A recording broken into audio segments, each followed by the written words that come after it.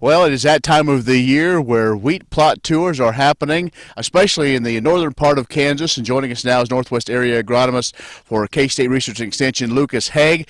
And Lucas, in fact, we are in the Phillips County, and boy, here we are. We're doing this right before Memorial Day. It is green. It is wet. When was the last time we've had conditions like this time of the year?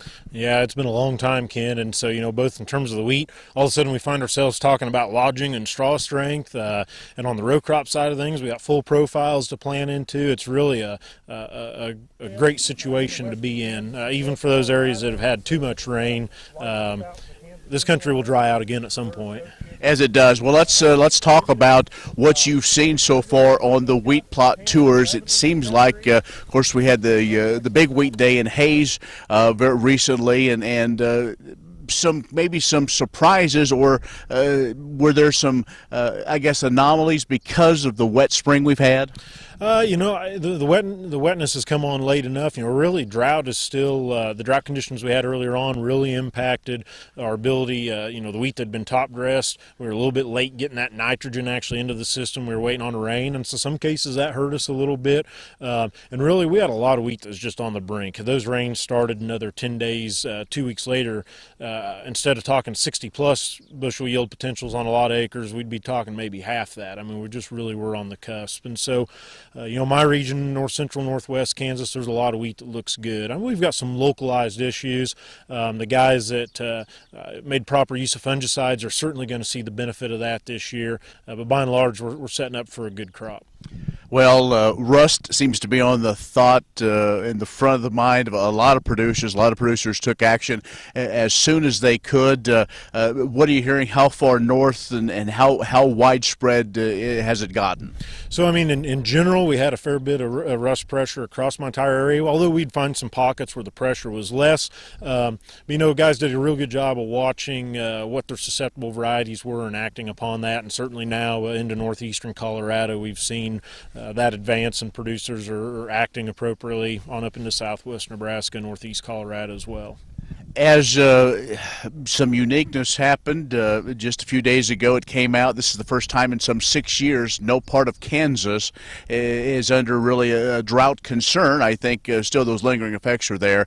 But as we look forward with some spring planting, at least in the northern tier of counties, maybe a little bit behind schedule now. But of course, the equipment, we can make that up. But are we at a point where producers might be able to sneak in a double crop this year, or because of some other practices that may not happen?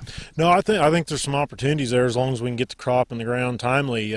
We think about dryland cropping systems. It doesn't get any better than starting the year with a full profile, and that's where we're at. And so we are seeing in the northwest part of the state on dryland some acres of either corn or sorghum going back to another year of row crop, especially those guys, no-till managers with good levels of residue that have really been able to benefit and will keep these rains later into the season. Really, I think there's good support for that. Let's be opportunistic of the conditions that we have, as long as we can get the crop in a timely manner. And that's certainly going to be the challenge now for a large area, these areas of north central Kansas that have had really some excessive rains in places. At the plot tours, there's been some introductions and at least some new varieties possibly coming, and what overall fairly good response, at least as of now. Of course, they haven't been harvested yet to know exactly where we're setting, but how optimistic are, especially of the work that's going on in Hayes? You bet.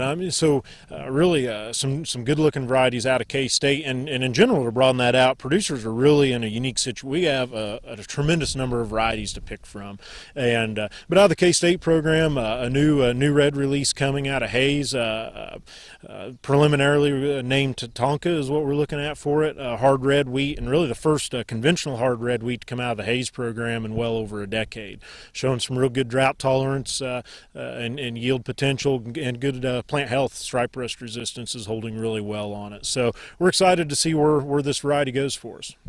All right. Well, as we get ready to wrap up, things are still progressing a little bit ahead of schedule. Everybody looks to be still that 10 days, possibly 2.5 weeks ahead of schedule.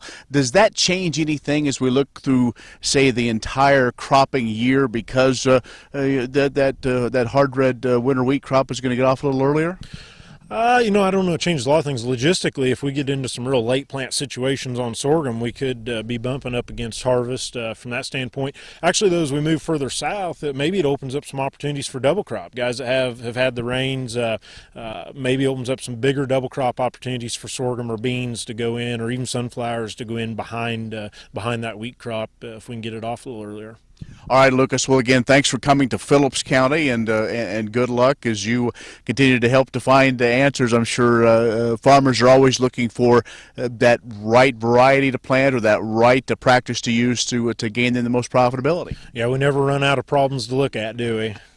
All right, Lucas Haag, who is the area agronomist of Northwest Kansas. He's at the K-State Research Center in Colby. On the road in Phillips County for AgView.net, I'm Ken Rogers.